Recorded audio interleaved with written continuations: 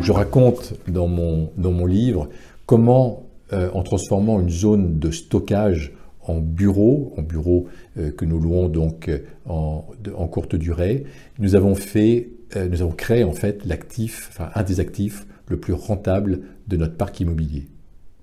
Donc c'est quelque chose que je vous invite à regarder, donc où vous pouvez transformer un bureau inoccupé en logement, vous pouvez transformer un local commercial en appartement, vous pouvez transformer une maison par exemple qui est sur un axe passant, qui a du mal à se vendre, eh bien en local commercial. On peut tout à fait transformer facilement une maison en local commercial et à ce moment-là ça devient très prisé parce que c'est sur un axe passant justement. Donc on peut transformer une usine en loft, ça c'est assez tendance d'utiliser ces locaux industriels et les transformer en grands logements, en loft par exemple. Donc tenons compte de l'évolution des grandes tendances évolutives aujourd'hui, que sont Internet, que sont l'évolution du télétravail avec la crise du coronavirus par exemple qui a été un détonateur. Donc aujourd'hui on va assister plutôt à une réduction et une baisse de prix des locaux commerciaux, des murs de boutiques, voire des bureaux. Donc c'est peut-être le moment de regarder ce type de biens et de chercher à les transformer en fait en logement.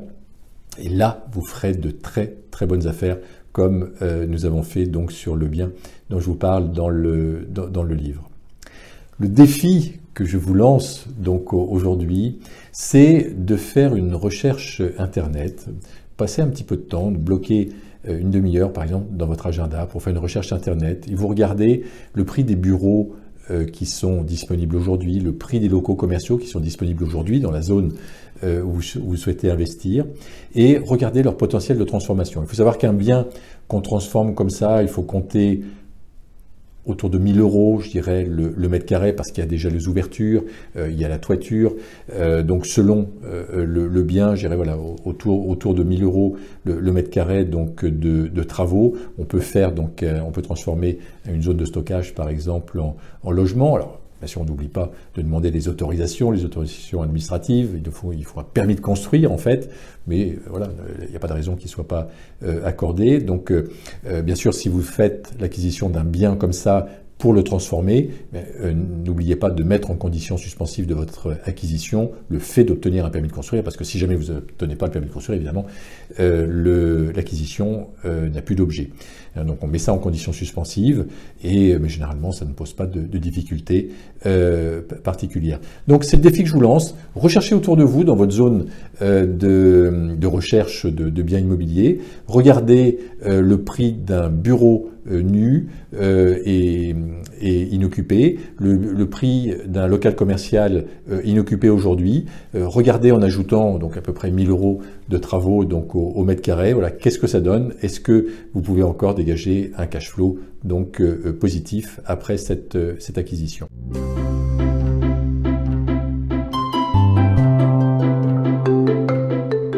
Dans cette nouvelle vidéo, eh bien, nous allons voir comment créer de la valeur en divisant des propriétés. Alors, on peut acheter par exemple un grand terrain et le diviser, après avoir obtenu bien sûr un permis de lotir. On revend donc en différents lots et on va générer de la plus-value comme cela. On peut acheter un immeuble et le diviser en appartements. On peut, plus simplement, on peut acheter une maison et la diviser en deux maisons par exemple avec des cours, deux ou trois lots. J'ai vu par exemple des T4 qui avaient une rentabilité de 5%, qui étaient divisés en 2 T2 et qui tout d'un coup avaient une rentabilité donc de 10%. Donc en divisant, on augmente la rentabilité du bien. En divisant, on peut également diminuer le risque de loyer impayé, parce qu'on mutualise en fait les choses. Si on a, il faut mieux louer 2 appartements qu'un seul plus grand, ça limite le risque d'impayé. On peut également, quand on divise, créer de la valeur en revendant. Ça, c'est quelque chose qu'il faut pas oublier. Et vous pouvez avoir présent à l'esprit quand vous visitez un bien, vous allez visiter un bien, un immeuble par exemple, qu'est-ce que vous pouvez en faire? Donc bien sûr, si vous l'achetez pour le louer et créer de la trésorerie, créer un cash flow positif sur la durée, c'est parfait. Mais regardez également l'alternative d'acheter pour revendre en découpant les lots. Donc si vous avez un immeuble par exemple dans lequel il y a 4 appartements, eh bien est-ce que vous allez pouvoir créer de la plus-value par exemple en revendant appartement par appartement? Alors il y aura un petit peu de frais à faire, compteur électrique, des frais de géomètre, etc. pour créer une copropriété, mais c'est quelque chose donc qui peut s'envisager. Donc toujours pareil, on va essayer de s'ouvrir au maximum l'esprit, ouvrir au maximum le champ des possibles et regarder tout ce qu'on peut faire lorsqu'on divise.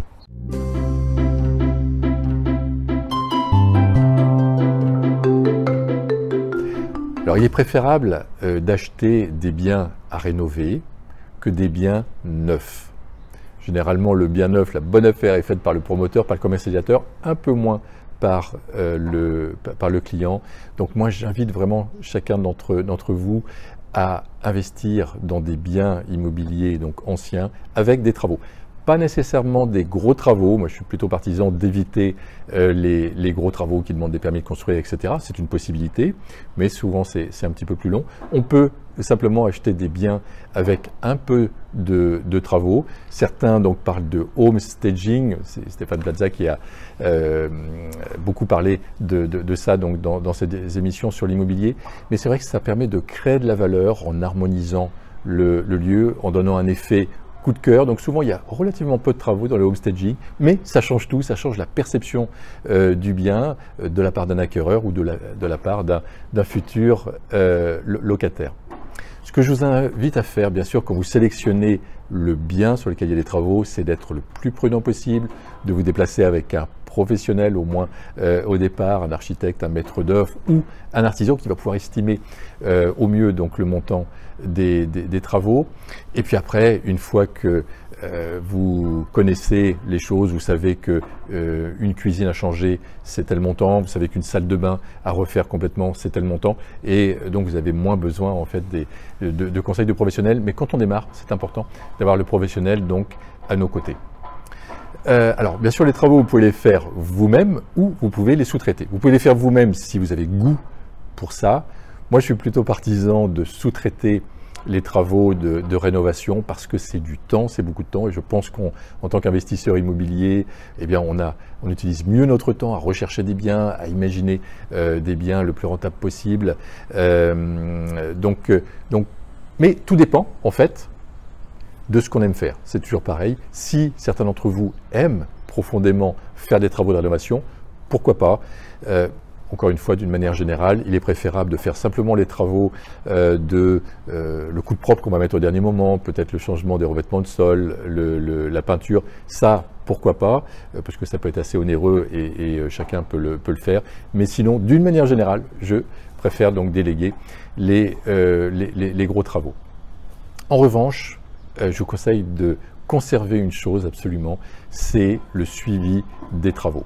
C'est-à-dire que le fait de rencontrer les entreprises, par exemple, une fois par semaine, une réunion de chantier, ou mieux de pouvoir y passer quasiment tous les jours, ça change tout. Quand on a un bon rapport avec un artisan, vous savez, on est en empathie avec lui, on regarde les difficultés qu'il a, on lui offre le café, voilà, il y a une humanité, une relation qui se crée avec l'artisan. Sincèrement, ça change tout, et je peux vous assurer que s'il y a une difficulté, il va vous faire passer en priorité par rapport donc aux autres. Ça, je l'ai observé donc chez mes étudiants, et je l'ai observé également donc avec nos propres artisans, où j'ai su créer vraiment un rapport. Certains sont devenus pratiquement des amis, et vraiment ça change tout, et c'est sincère, hein. C'est sincère.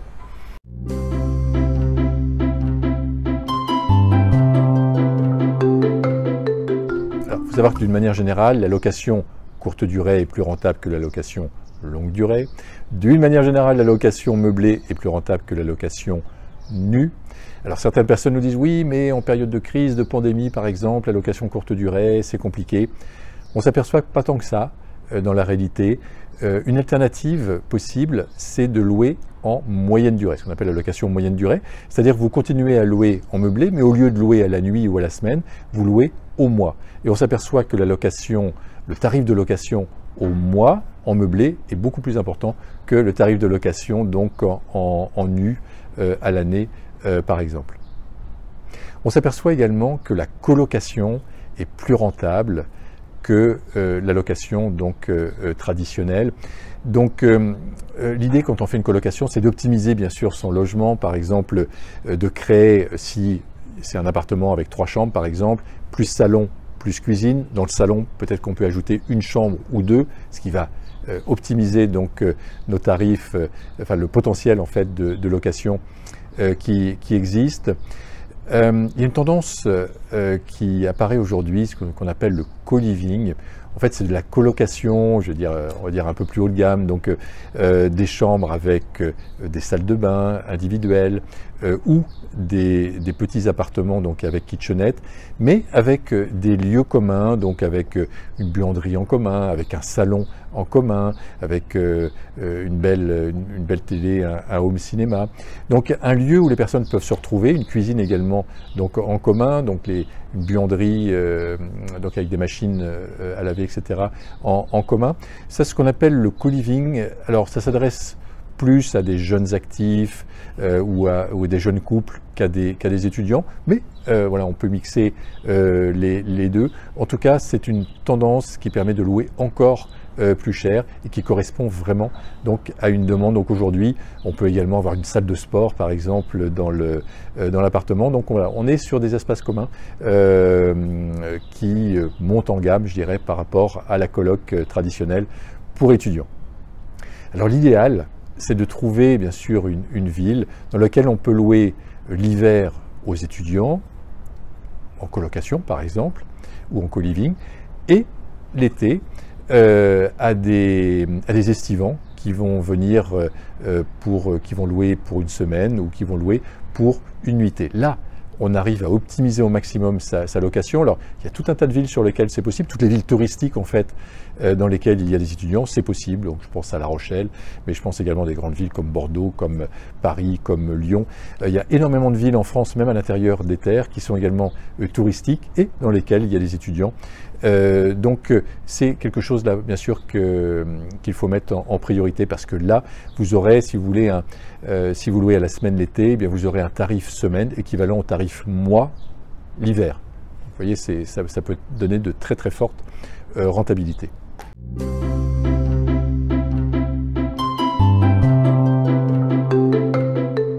Pourquoi éviter une copropriété ?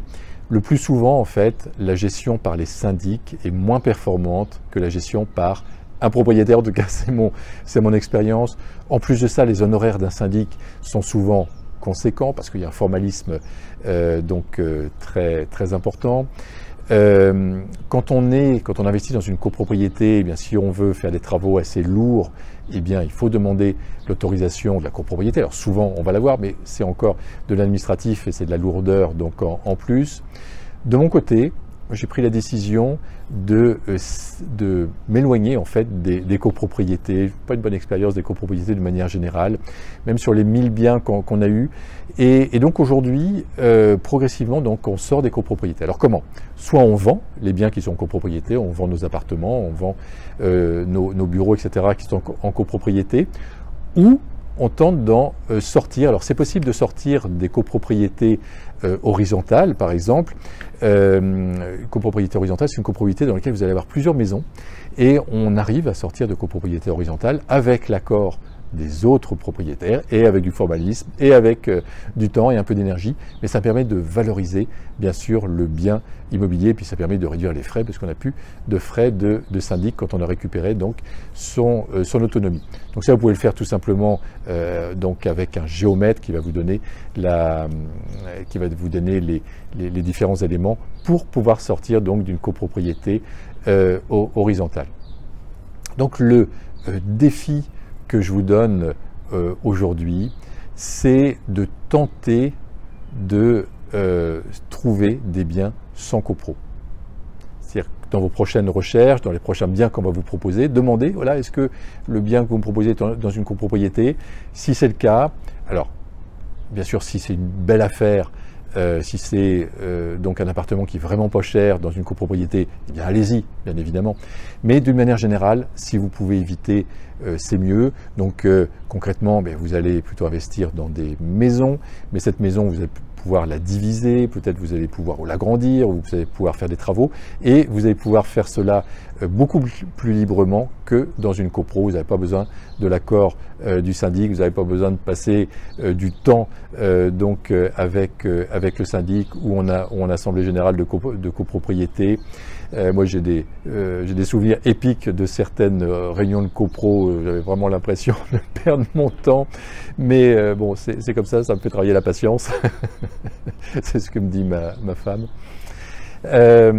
Donc évitons d'une manière générale donc les copropriétés. On a beaucoup plus de liberté donc sans copropriété. Et donc dans vos prochaines recherches, cherchez plutôt des biens immobiliers sans copro, donc des maisons par exemple. Et encore une fois, vous allez pouvoir peut-être diviser cette maison. On peut également faire de la colocation dans une maison. Moi j'ai vu des colocations avec des rentabilités très fortes, parce que dans une maison on peut faire 6, 7, 8, 10 chambres. J'ai vu jusqu'à 12 ou 13 chambres en fait dans une maison en colocation, et je vous assurais que le cash flow était extrêmement positif, la rentabilité était très très forte. Donc voilà, dans vos prochaines recherches, tentez de regarder des biens comme ça. Mais encore une fois, bien sûr que si vous avez la bonne affaire dans une copropriété, eh bien allez-y, mais ayez présent à l'esprit que d'une manière générale, il est préférable d'éviter les copropriétés.